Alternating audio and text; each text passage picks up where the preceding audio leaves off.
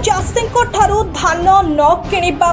सरकार आनिछंती नुआ नियम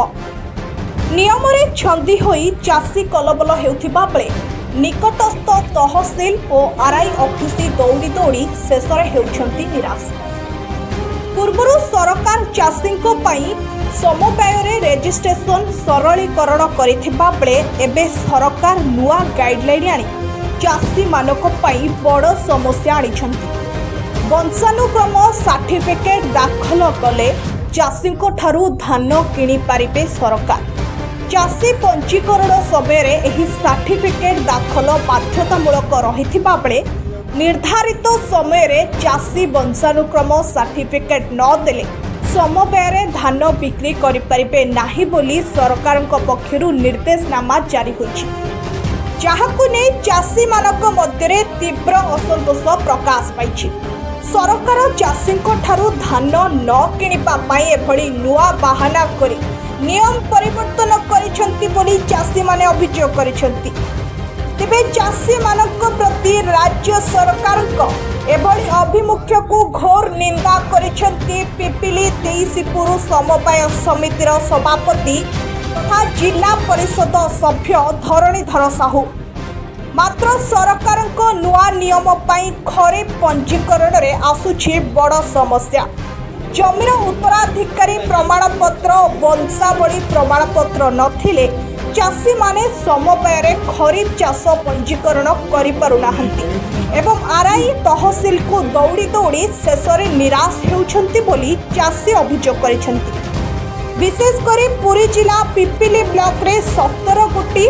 और डेलांग ब्लॉक रे 21 कोटी कृषि सेवा समवाय समिति रे खरीफ धान पंजीकरण व्यवस्था रे सरकार को नुआ नियम पाई चाषी माने नाही नथिबा समस्यार सम्मुखीन होउछंती। वंशानुक्रम सर्टिफिकेट और भाग चाषी को सहमति प्रमाणपत्र पाई पंजीकरण रे समस्या सृष्टि होउथिबा नै पिपिली रे पंजीकरण को नै चाषी मानक असंतोष देखिबा को मिलिछि। एपटे सरकार पंजीकरण अवधि अगस्ट 20 तारिख पर्यंत रखिथिबा बेले सरकार को नुआ गाइडलाइन पंजीकरण रे समस्या सृष्टि करुछि बोली चाषी माने अभियोग करिछन्ति। तेबे राज्य सरकार चाषी मानक पई रजिस्ट्रेशन सरलीकरण रे व्यवस्था करतु बोली 23 सेवा समवाय समिति सभापति श्री साहू दाबी करिछन्ति। चाषी को पंजीकरण व्यवस्था सुविधा रे न करा गले चाषी माने बाध्य होई राजरास्ता को ओह्लाई प्रतिवाद कराजिबो बोली से चेतावनी दैछन्ति। Bureau report people news. पर्याय 23 ग्राम 23 समवाय समितिर 23 प्रपर गाँव जितेन्द्र कुमार रथ आज्ञा सरकार 18 तारिख दिन पेपर आउट कले। चाषी 19 तारिख दिन ये फॉर्म पाइले। 19 तारिख टू 29 तारिख जाए किसी चाषी ये पंजीकरण कर पाखापाखि 200 पंजीकरण सरी किंतु आमे माने बर्तमान 3 दिन है फेरिकी जाऊलु आ पूर्व एवं 3 दिन है आमको कहुचे तुम बर्तमान अपेक्षा कर एवं आरआई रिपोर्ट गोटे जाकि आण तापर जाए तुम पंजीकरण हम कारण ना आपणकर जदि निज ना संपत्ति अच्छी ताले आप पंजीकरण करेंगे नचेत जदि पितृचित संपत्ति हो बापा ना बा जजे बापा ना आपको आरआई इनक्वारी आणिक आमको सबमिट कले आम आपर पंजीकरण करूँ। तेना आम आज्ञा हतोत्साह आम कौन करूँ आज्ञा आज पर्यंत दे आसुलु एवं कहीं पारूँ या पूर्व बहुत चाषी आम बर्तमान यही वर्ष पंजीकरण करछंती आम जानवा चाहूँ सी कौन हम आम कहीं वंचित रही आरआई कहते आम पाक सेमती किसी लीगल नोटिस आसी ना तेणु आसिले आम जनइबू आम आज्ञा चाषी कौन एमती दौड़ू जो अवधि रही अवधि भितर आम आज्ञा वंचित हबू। सरकार कौन उद्देश्य चाषी हैरान करने उद्देश्य पंजीकरण न करने उद्देश्य कौन उद्देश्य सरकार जानते कि आम चाषी आज सफर रो मुख्य दाबी रहा तुरंत समस्त चाषी मानकर आम मानकर तुरंत पंजीकरण करा जाऊ एवं लीगाली करा जाऊ किंतु आमर पंजीकरण तुरंत करा जाऊ आम सकाळू आसी संध्या जाए उपास रही घर को फेरू।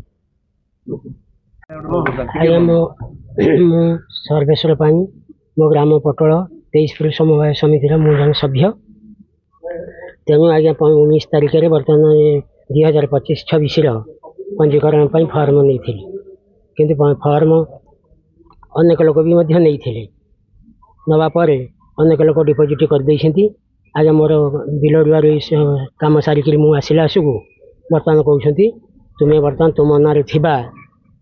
सत्व जदि अच्छी दियो तो बापा नारे थिबा सत्व दे हेनी कहीं दे हेनी ना तुम्हें बर्तमान आरआई रिपोर्ट आनिले बर्तमान तुम्हें दब एमती आम हईराण करमती 4 दिन है आमको दौड़ धापड़ कर अनेक चाषी आम एमती दौड़ धापड़ होती आउ मैंने आज्ञा पंजीकरण राताराति भी कर सरकार जो व्यवस्था व्यवस्था आज्ञा ये जो सरकार एमती व्यवस्था कर सब चाषी मैंने एमती उपकृत हो पारे तो 20 तारीख पर्यंत अगस्ट 20 पर्यंत पंजीकरण अच्छी ये भाई नियम कले आम से वंचित हबू ना कर धान को कौन करे जदि मंडी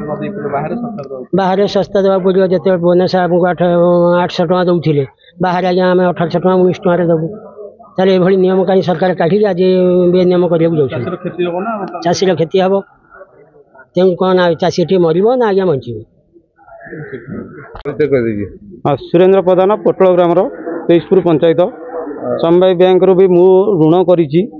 मु धान चाष करे मु सब करिला ये सरकार एत दुर्नीति सरकार आठिकी माने 2 घंटा भितर चेंज करोची 20 दिन भितर 5 दिन भितर सब चेंज करेबो आमको आड़े कही दौर बर्तमान तुम जाओ आड़े कागज नहीं घर जा पहुँचिक बिल बाड़ी कम करके आइला बेलू आड़े कहते ना हबेरनी मो नना ना संपत्ति अच्छी मुझे बर्तमान बहुत हईराण भितर अच्छी कहते तुम हेनी मुझे 10 थर फेरिक गली ये ये ऋण हूँ बर्तमान आम सोसाइटी सामुदायिक बैंक ये ऋण सुझी पारि तो मुझे बाध्य भी आत्महत्या करने ये सरकार माने ता मन इच्छा से चली आरआई की कहला बेलू आरआई कहूँ बर्तमान मो पाक आसनी बर्तमान चिठी आसिले मुझे जहाँ करी ये आड़े कहते तुम जाए आरआई ठू लेखा आण आरआई कहते आम देपारूँ आम एठेकी सेठेकी दौड़ू आम गाड़ी एक्सीडेंट हम आम मरबू तुम सरकार या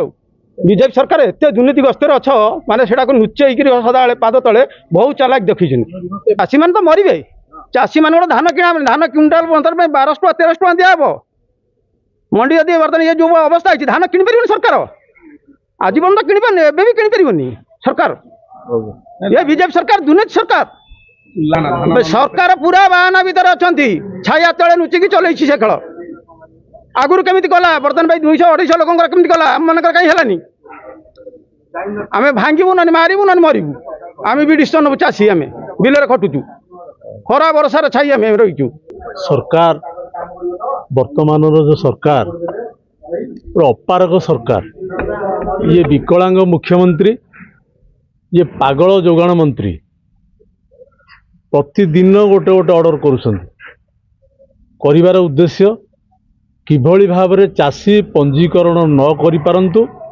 एवं समवाय समिति रे धान बिक्री न करि पारंतु ताको निजर अपारगता को लुचेया को जाई पंजीकरण विभिन्न प्रकार नियम आड़ देखे हैरान करुछन चाषी की दुख घटना चाषी वर्तमान समय धान रोइब ना सबुदिन सोसाइटी की दौड़ सोसाइटी की आज आसिले गोटे नियम सरकार आसी गतकाली गोटे नियम है जिनोलॉजिकल सर्टिफिकेट न आनिले वंशानुक्रमिक सर्टिफिकेट आरआई जदि नदब ताहले से माने रेजिस्ट्रेशन करि परिबे नहीं बापा जेजे बापा अण बापा ना रे संपत्ति अच्छी भाई भाई भितर पड़ुनी जी चाष करुला सी रेजिस्ट्रेशन करुला से सुविधा सरकार आगु देइथिले रेजिस्ट्रेशन करिकरी धान बिक्री करुला सोसाइटी रे वर्तमान जदि से सर्टिफिकेट न आनी परिबो से रेजिस्ट्रेशन करि परिबो नाही आरआई पाखु गले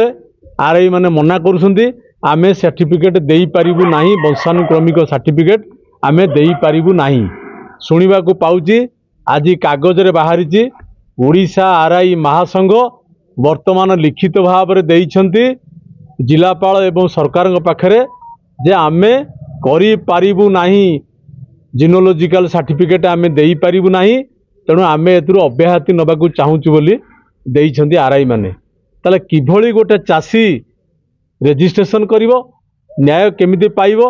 जो माने पूर्वरु चाषी जो माने रेजिस्ट्रेशन करिसंती सेमानकर भविष्यत कौन आज जो माने चाषी रही जिवे एक रे भाग चाषी मान को काटी देले भाग चाषी रेजिस्ट्रेशन करि परिबेनी जहाँ नियम है 5 भाई थिले 4 भाई जड़े रेजिस्ट्रेशन करुला आउ 4 भाई ସେମାନଙ୍କର ସହମତି ନଦେଲେ ହେଇପାରିବ ନାହିଁ। କିଏ ଦିଲ୍ଲୀରେ ଅଛି, କିଏ ବମ୍ବେରେ ଅଛି, କିଏ ଭୁବନେଶ୍ୱରରେ ଅଛି, ତା ମଧ୍ୟ ରେଜିଷ୍ଟ୍ରେସନରୁ କଟିଗଲା। ତାହେଲେ କେତେଜଣ ଚାଷୀ ରହିବେ ଯେଉଁମାନେ ରେଜିଷ୍ଟ୍ରେସନଭୁକ୍ତ ହେବେ ଏବଂ ଧାନ ଦେବେ? ଇଏ ସରକାରଙ୍କର ଗୋଟେ ଯୋଜନା। এইଭଳି ଭାବରେ କଲେ ଚାଷୀ ରେଜିଷ୍ଟ୍ରେସନ କରିପାରିବେ ନାହିଁ, ଯାହାଫଳରେ ଆଉ ସରକାରଙ୍କ ମୁଣ୍ଡବିନ୍ଧାର କାରଣ ହେବେ ନାହିଁ। ଗତକାଲି ତହସିଲଦାରଙ୍କୁ ପଚାରିଥିଲି, ତହସିଲଦାର କହିଲେ ପାର୍ଟ 2ରେ ଯେଉଁମାନେ କରିବେ 7 ଦିନ ନୋଟିସ୍ କରିକି ଆମେ ତାଙ୍କୁ ଦେଇଦେବୁ। ଜଣେ ଲୋକ 7 ଦିନ ନୋଟିସ୍ ତହସିଲକୁ ଯିବ, ଆପ୍ଲାଏ କରିବ, ତାକୁ ଅପେକ୍ଷା କରିବ 7 ଦିନ ନୋଟିସ୍ ପାଇବା ପରେ, 7 ଦିନ ନୋଟିସ୍ ପାଇଲା ବେଳକୁ ଆଉ ରେଜିଷ୍ଟ୍ରେସନ ଟାଇମ୍ ନଥିବ। ଇଏ ବି ଗୋଟେ ଜାଣି ଶୁଣିକିରି ଆହୁରି ହଇରାଣ କରିବା କଥା ଚାଷୀଙ୍କୁ। RI ଦେଇପାରିବନି, ତହସିଲଦାର ଦେଇପାରିବେନି। ଗତକାଲି DRCS ମ୍ୟାଡ଼ାମକୁ ଫୋନ୍ କରିଥିଲି, ସାର୍ ଏଇ ଅସୁବିଧା, ଆମେ ସୋସାଇଟି କରିକି ବସିଛୁ, ଚାଷୀ ଏଠି ଆମକୁ ଆସି ହଇରାଣ କରୁଛନ୍ତି। ନା ମୁଁ ବି ଆଜି ଯାଉଛି ଜିଲ୍ଲାପାଳଙ୍କ ପାଖକୁ, କିଭଳି ଭାବରେ ସରଳୀକରଣ ହୋଇପାରିବ ତାର ବ୍ୟବସ୍ଥା କରିବି। ତେଣୁ ମୁଁ ଆପଣମାନଙ୍କ ମାଧ୍ୟମରେ ସମସ୍ତ ବିଭାଗୀୟ ଅଧିକାରୀ, ଜିଲ୍ଲାପାଳ ଏବଂ ସମବାୟ ଅଧିକାରୀ ସମସ୍ତଙ୍କୁ ଜଣାଇବାକୁ ଚାହୁଁଛି ବା ଅନୁରୋଧ କରୁଛି, କିଭଳି ଭାବରେ ଇଏ ନିୟମକୁ ପ୍ରତ୍ୟାହାର କରାଯାଉ ଏବଂ ସରଳୀକରଣ ନିୟମ କରାଯାଇ ସମସ୍ତ ଚାଷୀ କିଭଳି ରେଜିଷ୍ଟ୍ରିଭୁକ୍ତ କରିପାରିବେ ଏବଂ ଚାଷୀ ତାର ପ୍ରକୃତ ନ୍ୟାୟ ପାଇପାରିବ ତାର ବ୍ୟବସ୍ଥା କରନ୍ତୁ। ନହେଲେ ଆଗାମୀ ଦିନରେ ବଡ଼ ଧରଣର ଗୋଟେ ଚାଷୀ ଆନ୍ଦୋଳନ କରାଯିବ। ବାଧ୍ୟ ହୋଇ ଚାଷୀମାନଙ୍କୁ ନେଇ ରାଜରାସ୍ତାକୁ ଯିବୁ, ସମ୍ପୂର୍ଣ୍ଣ ଭାବରେ ରାଜରାସ୍ତା, ପୁରୀ ଭୁବନେଶ୍ୱର ରାଜରାସ୍ତାକୁ ବନ୍ଦ କରିବୁ, ଯେପର୍ଯ୍ୟନ୍ତ ଚାଷୀ ତାର ନ୍ୟାୟ ପାଇନାହିଁ।